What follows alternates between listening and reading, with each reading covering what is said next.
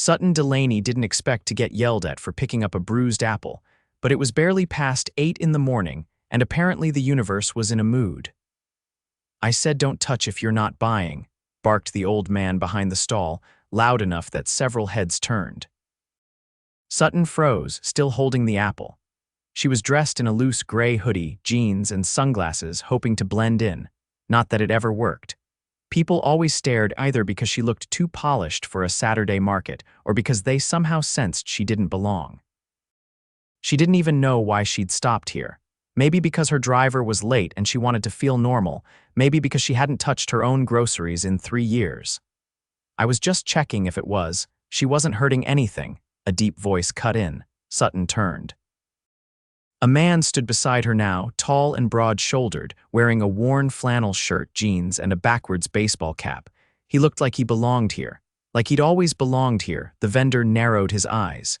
"This ain't a museum. You touch it, you buy it." The man stepped forward. "Then I'll buy it, and the rest of the apples too. How much?" The man behind the stall blinked. "All of them." The stranger pulled out his wallet.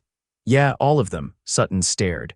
"You don't have to do that," but he was already handing over cash. "It's fine." He glanced at her. Some people just forget their manners. The vendor grumbled something under his breath and started bagging apples. Sutton stepped aside as the stranger turned to her. "You okay?" She nodded slowly. "Yeah, thank you." He smiled genuinely, like it wasn't a big deal. "No problem." "I hate bullies." "I wasn't trying to, I know. You didn't do anything wrong." Sutton looked at the bag now dangling from his hand. "That's a lot of apples," he laughed. "My son loves apple pie. Guess I'm making a few extra." She blinked. "Your son?" "Yeah, he's 7. His name's Callan."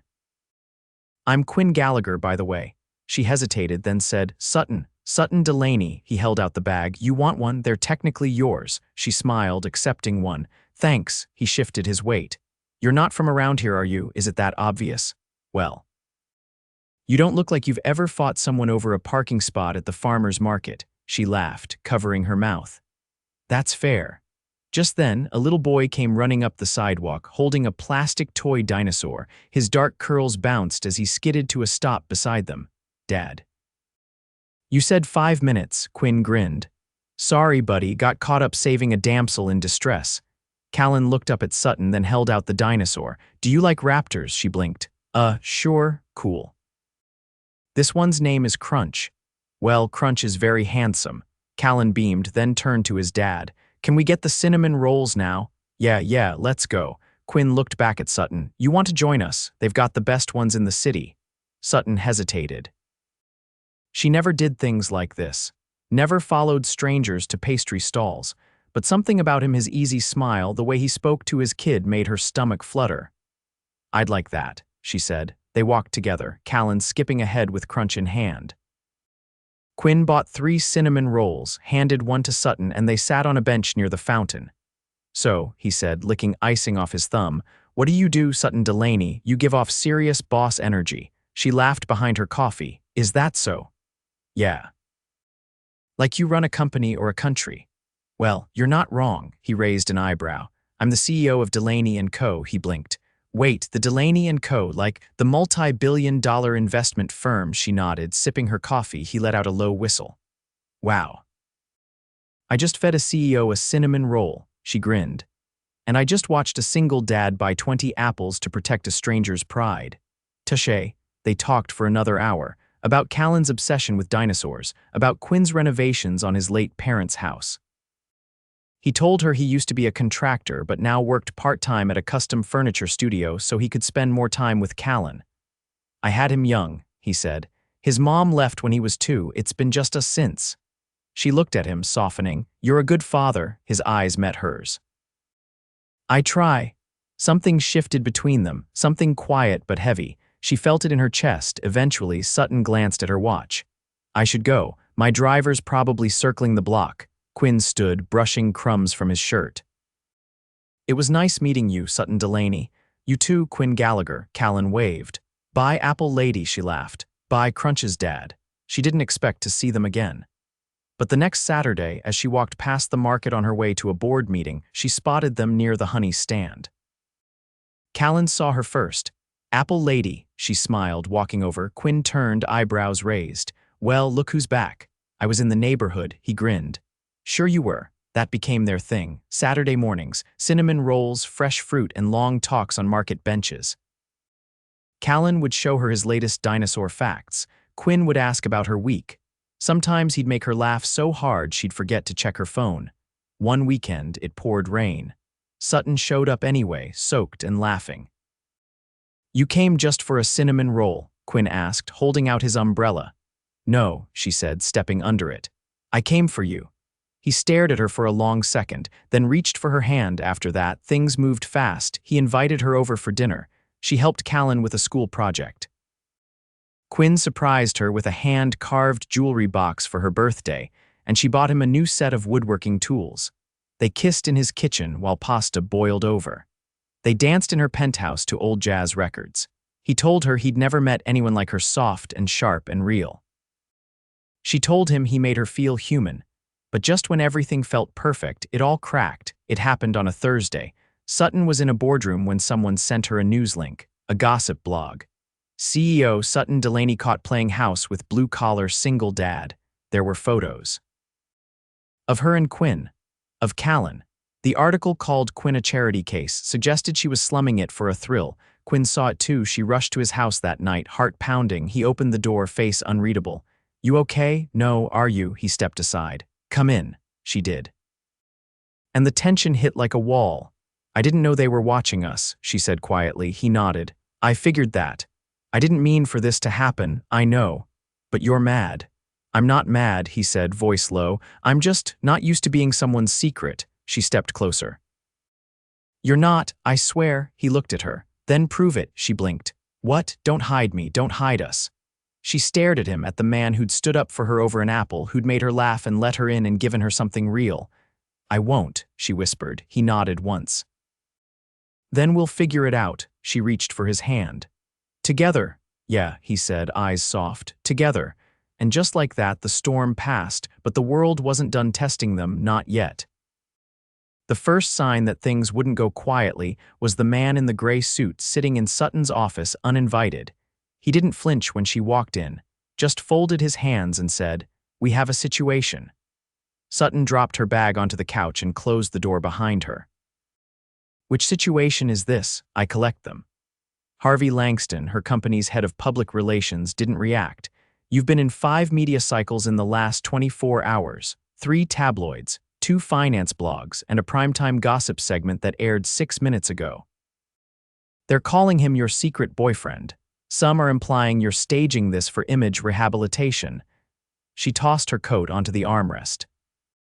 What image would that be exactly? The one where you're cold, untouchable, and allegedly incapable of empathy. She turned to the window, watching the city move below her. So now I'm being criticized for being seen with someone decent. Harvey stood, walking toward her slowly as if approaching a volatile animal. You're not just seen with him, you're emotionally involved with a man who isn't from your world, and you didn't tell us. I'm not required to. You're the face of Delaney & Co. You're not just its CEO, you're its identity. You know that. Sutton crossed her arms. So if the public starts questioning your judgment, they already do, because I'm a woman, because I'm young, because I didn't inherit this company, I rebuilt it, he sighed. I'm trying to protect you. No, you're trying to control the narrative. Well, this time I'm not going to play along. Harvey stared at her. Then you'd better be ready for what comes next. She watched him leave, then locked the door behind him. By the next morning, 3 more headlines had dropped, each more invasive than the last. One had a photo of Callan at school, blurred but unmistakable. Another quoted a former employee of Quinn's from 5 years ago, calling him a nice guy, but not exactly corporate material. That one made her blood boil. She sat in her car outside Quinn's house, heart hammering. When he opened the door, a frown tugged at his mouth. You saw it, all of it, she said quietly. He stepped aside. Come in. The living room was dim, the curtains drawn. Callan was at the kitchen table, coloring a cardboard volcano. He looked up and grinned. You're here, she forced a smile. Hi, buddy. Quinn walked to the kitchen and poured her a cup of coffee without asking. He handed it to her, then leaned on the counter. You okay? She asked. He nodded once. Callan's school had to increase security. They've had reporters at the gates. Her stomach dropped. I didn't know it would go this far. I believe you, he said, but I didn't think dating someone would end up with my son being followed by strangers. She set the coffee down, untouched. I want to fix this. I know. I'll go public. I'll speak to the media myself. He shook his head. That'll make it worse. I'm not going to pretend I'm ashamed of you. His jaw tightened. It's not about that. It's about what this life does to people. I've seen it. My parents ran a small business, and the second they started getting noticed, everything changed. We lost friends. We started watching our backs. I don't want that for Callan. She stepped closer. Then what do you want? He met her eyes. I want to be enough. The words punched through her, sharp and unexpected. You are, she said, her voice cracking. Then promise me something, anything. He looked at her with a steadiness that left no room for pretense. If this gets worse, if it starts affecting him more than it already has, you'll walk away before it destroys him. She stared at him, throat tight. You're asking me to choose. I'm asking you to protect him. She closed her eyes. I've never wanted anything before that mattered this much. That's why this is hard. She opened her mouth to respond, but Callan spoke up from the table. Dad, can we show her the project? Quinn glanced at her. You good? She nodded, swallowing hard. Yeah. Callan led her to the dining table, where he'd built a solar system from painted foam balls and string. He explained the orbit distances and planetary sizes with the seriousness of a scientist. Sutton listened, smiling when he told her Jupiter was like 1,000,000 times bigger than Crunch. Afterward, Quinn walked her to the door. The moment she stepped outside, camera flashes exploded across the sidewalk. Miss Delaney, is this your boyfriend? Is he living off your money? Are you planning to marry him? Quinn blocked her with his body, shielding her from the worst of it. She climbed into the car, heart pounding. As the driver pulled away, she looked back to see him standing on the porch, arms crossed, watching the chaos she'd brought to his doorstep. That night, she called an emergency board meeting. Her father's former protege, now chairman, tried to dissuade her, but Sutton was already steps ahead. She didn't ask for permission. She announced it. I'm stepping back from day-to-day operations, effective immediately. The boardroom erupted. You're what? You can't just... The company needs what it needs, she interrupted, is to survive me. And I need space to protect the people I care about. She left the room without waiting for a vote. 3 days later, she was gone from the city. She turned off her phone, canceled her calendar, booked a small rental cottage 2 towns away. She didn't tell Quinn where she was going. She figured it was safer that way. But on the 5th day, he showed up anyway. She opened the door barefoot, wearing a t-shirt she hadn't ironed and holding a mug of coffee she hadn't reheated. He didn't speak at first, just looked at her, eyes unreadable. How did you find me? She asked. Your driver. He's loyal to you, but I was. Convincing. She stepped back. Come in. He glanced around the rustic living room. You disappeared. I had to. You left everything. I'd leave more if it meant keeping you safe. He finally looked at her, really looked at her. Callan misses you. Her heart twisted. I miss him too. He walked to the window, staring at the lake beyond. I've never cared about what people think, but watching Callan come home confused and scared, asking why people were yelling outside his school. I couldn't ignore that, I know. But then he asked why you weren't around anymore, and I realized the bigger damage wasn't the cameras, it was the silence. She set her mug down. What are you saying? He turned to face her. I'm saying I'm in love with you. And I don't want fear to make that something we run from. She pressed a hand to her chest. You're not afraid? I am, but I'm more afraid of losing something real. She stepped closer. I love you too. He reached into his jacket pocket and pulled out a small box, her breath caught. I don't have millions, I don't have power or status, but I have this life, and I want to share it with you. He opened the box.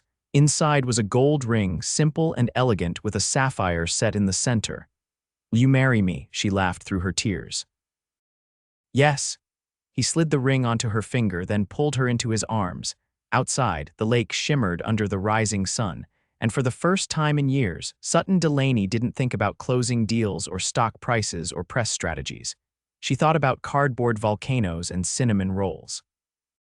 And the man who'd bought 20 apples because someone had made her feel small. This time, she wasn't running. She was home. The first thing Sutton noticed when she returned to the city with Quinn and Callan was how loud everything suddenly felt. The honking, the chatter, the constant hum of ambition in the air. But it wasn't the city that had changed, it was her. Her penthouse no longer felt like a fortress.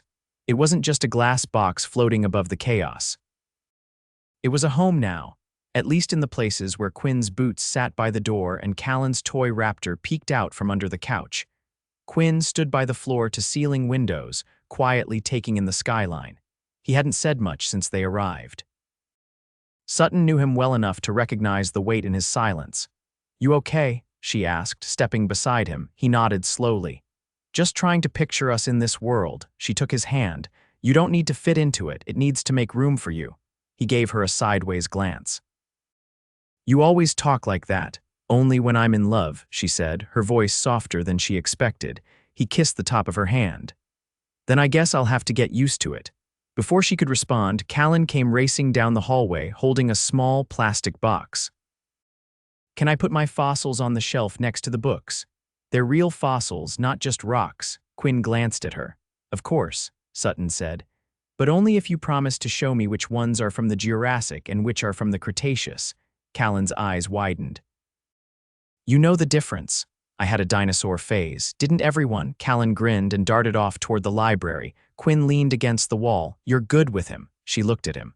"I want to be." "You are." The next few days were a patchwork of adjustments. Quinn kept waking up before sunrise and making coffee like he was still in his own kitchen. Sutton caught herself checking the stock market less and asking more questions at breakfast, like whether Callan liked the new school or if Quinn needed help finding a studio nearby for his woodworking. But even with the quiet happiness settling around them, the outside world hadn't forgotten. The real test came the night of the Blackridge Foundation annual gala.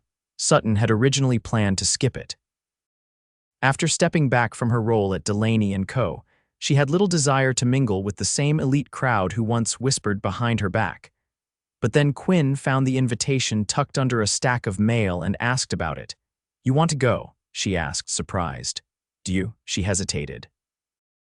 "I haven't been back in that circle since everything with us went public. People will talk." "They already are. Might as well give them something worth talking about." She studied him. "You'd really walk into that room with me knowing they'll think you don't belong." "I know who I am, Sutton. And I know who you are. That's all I care about." She reached for him, pressing her forehead to his. "Then let's give them a night they won't forget." The gala was held in the glass atrium of the Blackridge Museum, the ceiling a lattice of steel and crystal chandeliers. Sutton wore a sleek navy gown with an open back and no jewelry except the sapphire ring on her finger.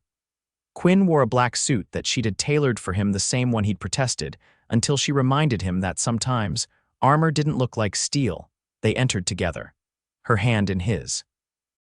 Heads turned instantly. Conversations paused. Flashbulbs clicked. Quinn leaned toward her. "Do I have lipstick on my teeth?" She laughed quietly. "You're perfect."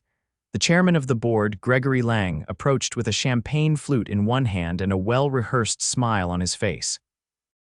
"Sutton," he said, "it's good to see you back in circulation." She nodded.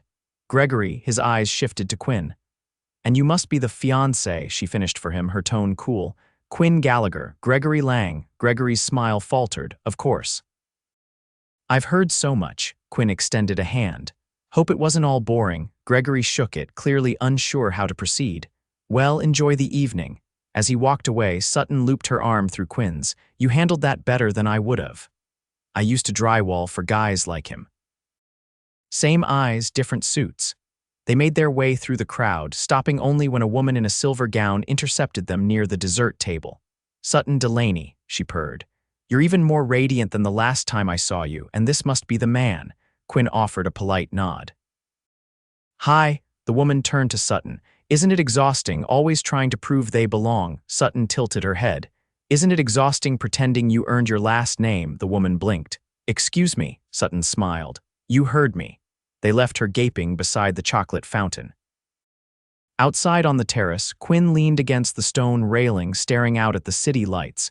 "You really don't care what they think, do you?" He shook his head. "I care how they talk about you. I've heard worse. That doesn't make it right." She stepped beside him.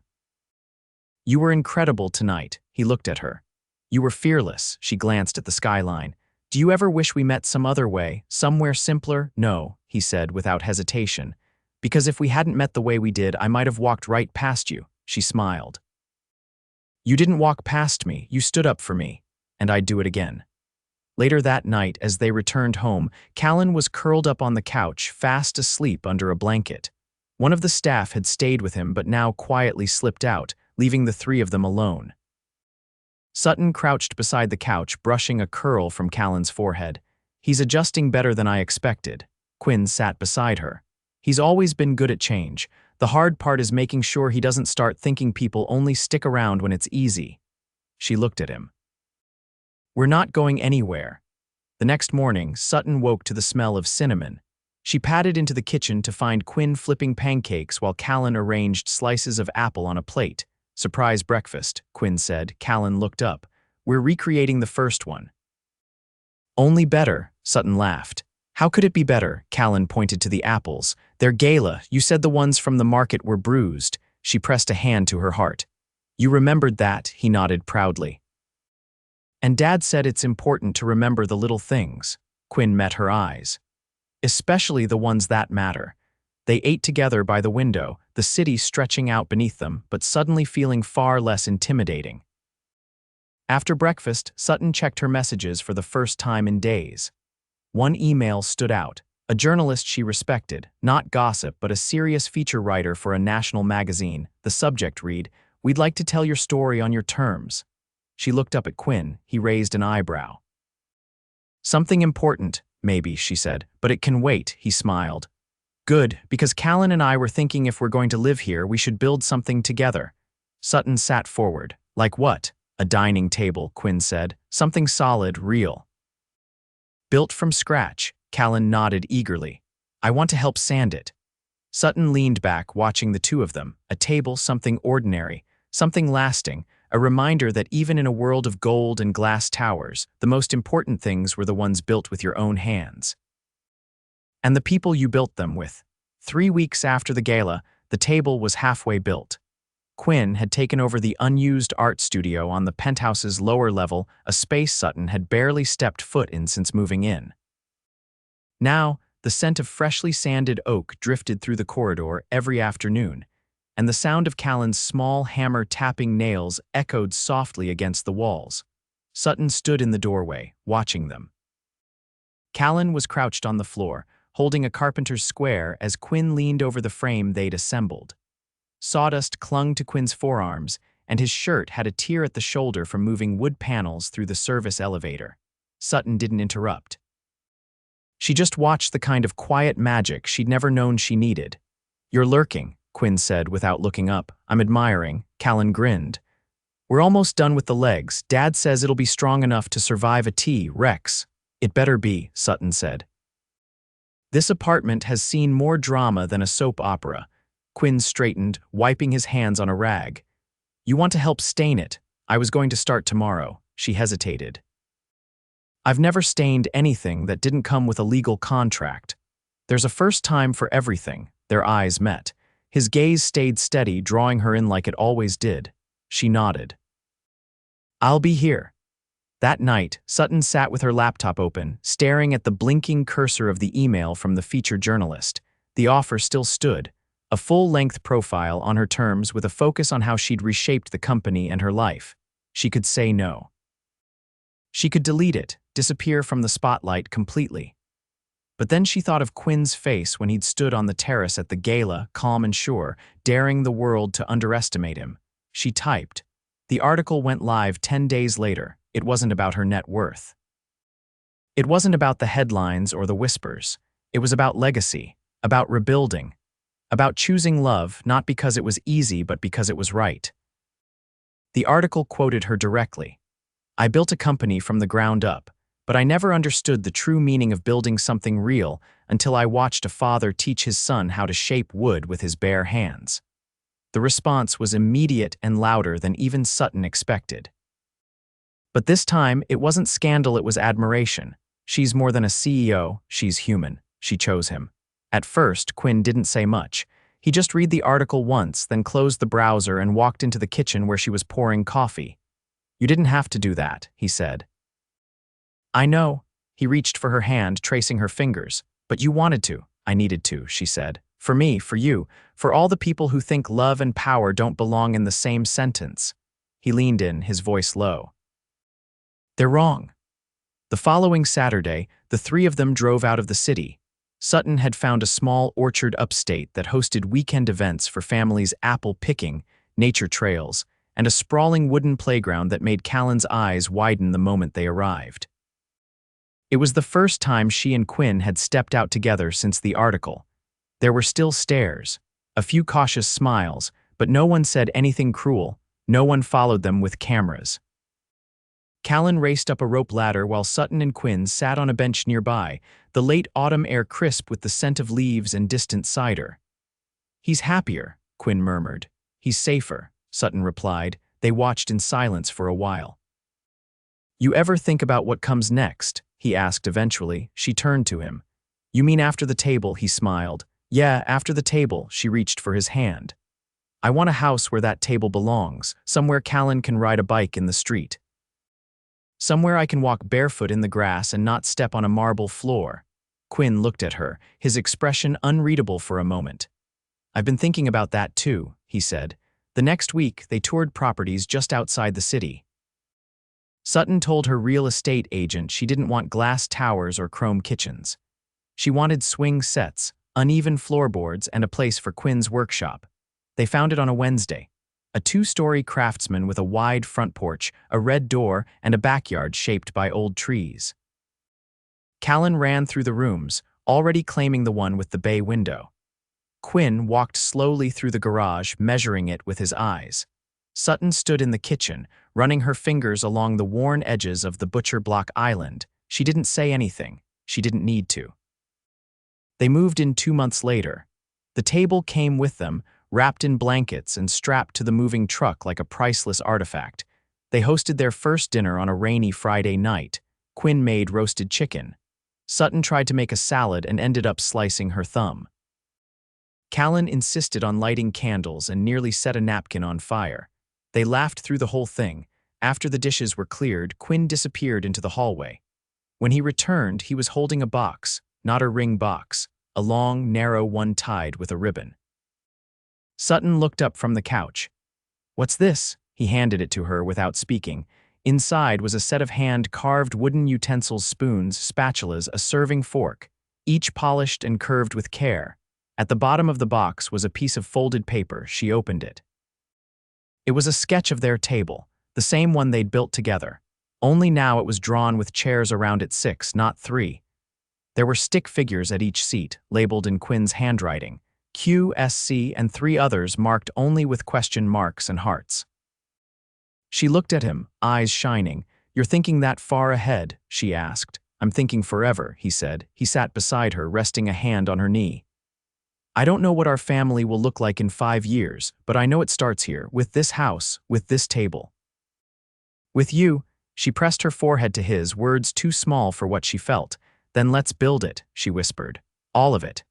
That spring, Sutton returned to Delaney & Co. not as the CEO. She didn't want that anymore. She came back as chairwoman of the board, mentoring her successor, helping shape the future without being consumed by it. She wore jeans more often. She learned how to stain wood without ruining her nails. She kept a photo of Quinn and Callan on her desk, a reminder of why she'd fought so hard to protect what mattered. One afternoon, she walked into the house to find Quinn and Callan sitting at the table, heads bent over a blueprint. What are we building now? She asked. Callan looked up. Treehouse, 2 levels, maybe even a pulley system. Sutton raised a brow, ambitious. Quinn grinned. We've got the tools. She walked over and kissed his cheek. You've got everything. That summer they held a party, just close friends, a few neighbors. Sutton wore a cotton dress and no shoes. Quinn grilled on the new back patio. Callan gave tours of the treehouse, pointing out the trapdoor and the emergency ladder. As the sun dipped low, Sutton stood under the fairy lights strung across the fence, watching the people she loved laugh and eat and live. Quinn wrapped his arms around her from behind. Think we did it? He asked. She leaned back against him. "We're doing it." He reached for her hand, lacing their fingers together. "From a bag of apples to this," she tilted her head. "You never told me what made you speak up that day." He thought for a moment. "You looked like someone who didn't expect kindness. And I wanted you to know you deserved it." She turned in his arms. "You gave me more than kindness." He kissed her. And when the stars came out, they danced barefoot on the grass, the table glowing behind them through the open kitchen window. It stood there like a monument to everything they'd built, every nail, every choice, every word that had dared to believe in more, and they never stopped building. Not once. The wind carried the scent of pine and fresh earth as Quinn stood in the middle of their new backyard, a tape measure stretched between two stakes. Callan crouched nearby, holding the other end, his face twisted in concentration. 5 more inches to the right, Quinn said. Callan adjusted the stake. "Like this? Perfect," Quinn nodded. Sutton stepped onto the porch barefoot, a chipped mug of tea in her hand. Her hair was still damp from the shower, and a soft blue sweater hung loosely off one shoulder. She leaned against the post, watching them. "You two look like you're planning a heist," she called. Quinn glanced over, shielding his eyes from the sun. "We're building the fire pit." Callan stood proudly, "with real stones and everything." "That sounds like a very serious operation," she said, walking toward them. Quinn straightened, brushing his hands on his jeans. "We figured it was time we put the backyard to work. You said you wanted somewhere to sit on cold nights," she smiled. "I didn't say I wanted a fire pit. You didn't have to." Callan picked up a stick and poked the dirt. "Can we roast marshmallows when it's done?" "Absolutely," Quinn said, "but only if you promise not to set your sleeve on fire again." "That was one time," Callan muttered. Sutton laughed, kneeling beside them. "Maybe we'll invite a few friends, make it a thing." Quinn looked at her.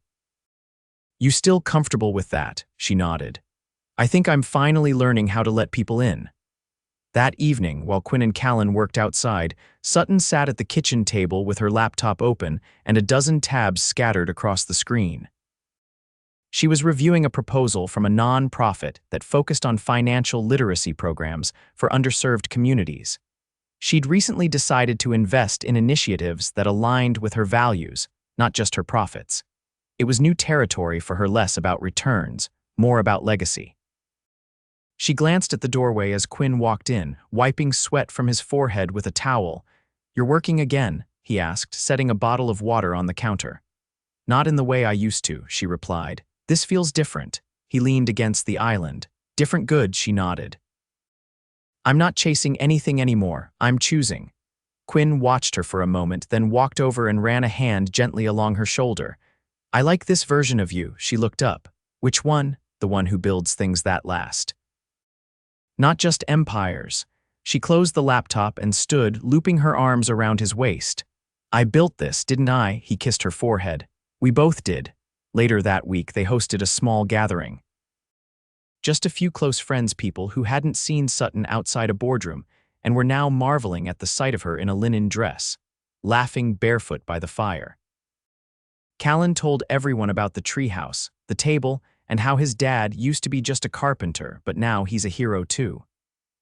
Sutton had to walk away for a moment after that, pretending to refill a drink while she collected herself. As dusk settled, music played softly from a speaker near the porch. Quinn pulled Sutton into a slow sway beneath the string lights while Callan roasted marshmallows with one of the neighbors.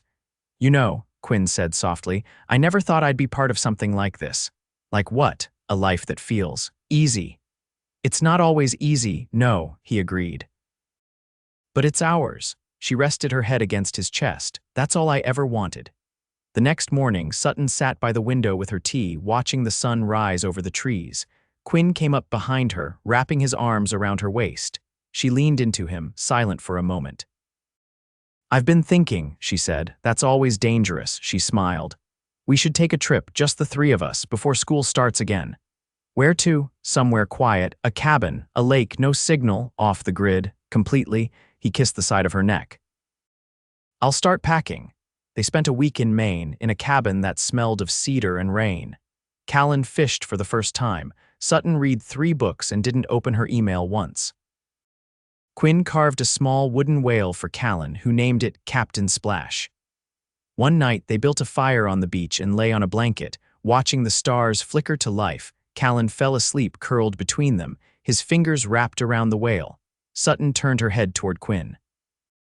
"Do you ever worry this is too good?" He looked up at the sky. "Sometimes. But then I remember how long I lived without it. I used to think love had to be complicated to be real. And now I know real love is the kind that feels like home." He took her hand and held it against his chest. "Then let's never leave." When they returned, autumn had begun to creep into the trees. Leaves turned amber and gold, and the air carried a crispness that hinted at change.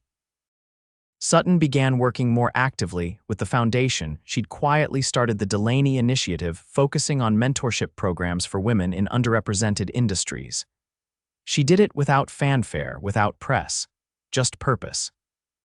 Quinn's furniture orders picked up too, with word spreading about the unique craftsmanship behind each piece. He even had a waiting list now, though he still refused to charge what people insisted his work was worth. "I don't need to get rich," he told her one night as he sanded a rocking chair in the garage. "I just need to build something someone will love." Callan started second grade with a new backpack and a science project already in progress. He won first place for his homemade volcano and insisted Sutton be the one to help him present it. "She's not just my stepmom," he said to the class. "She's the smartest person I know." That word stepmom caught her off guard, but she didn't correct him. Later that night, she asked Quinn about it. "He came up with it on his own," Quinn said. "I figured we'd let him decide what to call you," she smiled. "I think I like it." On their 1-year anniversary of meeting the day Quinn had bought 20 apples to shield her pride, they returned to the market. It felt smaller now. Familiar. Callan ran ahead to the fruit stand, holding Crunch in one hand and a reusable canvas tote in the other. Sutton and Quinn walked behind him, fingers intertwined. The same vendor was there. His beard had grown longer, and his scowl hadn't softened much. "Touch anything today and you're buying it," he warned. Sutton grinned. "Don't worry, we've come prepared." Quinn pulled out his wallet and handed over a bill. "We'll take your best apples." The vendor squinted at him. "You again?" Quinn nodded. "Still here." The man handed them a bag. "You make a habit of rescuing women from fruit crimes." "Just the one." They found their old bench near the fountain. Callan sat between them, munching on a cinnamon roll. Sutton leaned her head on Quinn's shoulder. "Crazy what one morning can change," she said. He looked at her, his voice low. "I'd do every minute of it again," she smiled. "Even the part where the tabloids called you a charity case, especially that part. I got you out of it." They sat in silence as the city moved around them, slower somehow, more forgiving. They weren't running anymore. Not from the past, not from expectations, not from each other. They'd built something no one else had the blueprint for, something not found in boardrooms or balance sheets or magazine spreads, a life, simple, strong, real. Later that night, they sat at their table, the same one they'd built by hand, eating dinner by candlelight. Callan was asleep upstairs, and the fire pit glowed softly in the backyard. Sutton reached across the table and took Quinn's hand. "I think we're finally exactly where we're supposed to be." He brought her hand to his lips. "We always were, we just had to find each other first." The wind rustled the trees outside. The house creaked gently around them. And somewhere in the quiet, a life continued, not perfect, but perfectly theirs.